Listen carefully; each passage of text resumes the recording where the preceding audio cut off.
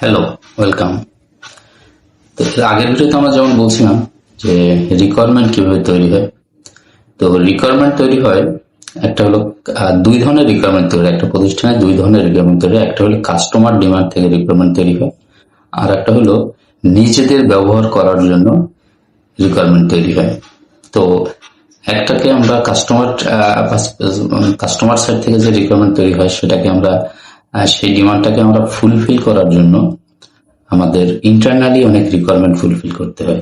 তো প্রতিটা প্রতিষ্ঠানে আসলে দুই ধরনের সাপ্লাই চেইন থাকে, কিন্তু দুই ধরনের যে সাপ্লাই চেইন থাকে, একটা হলো আপনার ইন্টারনাল সাপ্লাই চেইন আর একটা এক্সটার্নাল সাপ্লাই চেইন।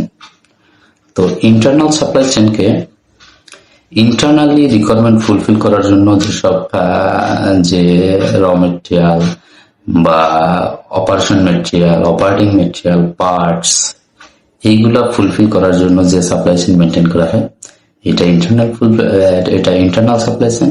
এবং কাস্টমার ডিমান্ড ফুলফিল করার জন্য যে রিকোয়ারমেন্ট তৈরি হয় এবং সেটা ফুলফিল করার জন্য যে সাপ্লাই চেইন মেনটেন করা হয় সেটা হলো আপনার এক্সটার্নাল সাপ্লাই চেইন। তো ইন্টারনাল এবং এক্সটার্নাল দুইটা আলাদা আলাদা সাপ্লাই চেইন, দুইটা দুইভাবে যেভাবে মেনটেন করা হয় সেটা আমি বলতেছি। এক্সটার্নাল সাপ্লাই চেইন সেটা হলো কাস্টমার ডিমান্ড, মানে ফিনিশ গুড।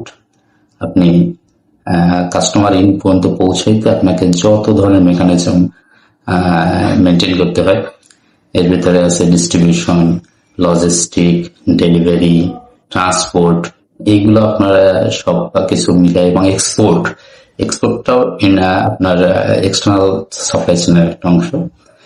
এবং ইন্টারনাল সাপ্লাই চেইন বলতে ইন্টারনালি কাস্টমারের ডিমান্ড ফুলফিল করার জন্য র material, operating machine, parts, administrative যেসব যেসব রিকোয়ারমেন্ট থাকে, এইগুলো ফুলফিল করতে যে সাপ্লাই চেইন মেনটেন করা হয় সেগুলোকে ইন্টারনাল সাপ্লাই চেইন বলে। এবং প্রত্যেকটা কোম্পানিতে বা প্রত্যেকটা বিজনেস অর্গানাইজেশনে এই দুই ধরনের সাপ্লাই চেইনকে ইফিসিয়েন্টলি মেনটেন করা হয়।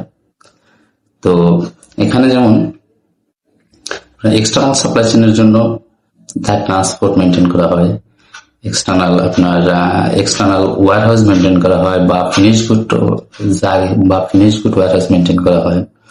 আবার ঠিক তেমনি ইন্টারনাল সাপ্লাই চেইনের জন্য র material store, spare parts store, আবার আপনার ফিনিশ গুডকে সাপ্লাই চেইনে মানে ডেলিভারি, কাস্টমার ডেলিভারি দেওয়ার জন্য ডেলিভারি, ট্রান্সপোর্ট, ডিস্ট্রিবিউশন, ট্রান্সপোর্ট, এক্সপোর্টটাও আপনার এক্সটার্নাল। আর অপরদিকে ঠিক ইন্টারনাল ফুলফিল করার জন্য ইম্পোর্ট, সোর্সিং, প্রক্রিউরমেন্ট, পারচেজ, এইগুলো সব ইন্টারনাল ফুলফিলমেন্টের জন্য। তো এগুলো নিয়ে আরো বিশদ আলোচনার জন্য আমরা আলোচনা করবো স্টেপ বাই স্টেপ, যে ফুলফিলমেন্ট কি জিনিস, ইন্টারনাল স্টোর, এক্সটার্নাল স্টোর, বা আপনার ট্রান্সপোর্ট, ডিস্ট্রিবিউশন, ইম্পোর্ট, এক্সপোর্ট, এগুলো প্রত্যেকটাই পার্ট বাই পার্ট আসবে। তো আশা করি সাথেই থাকবেন। Thank you.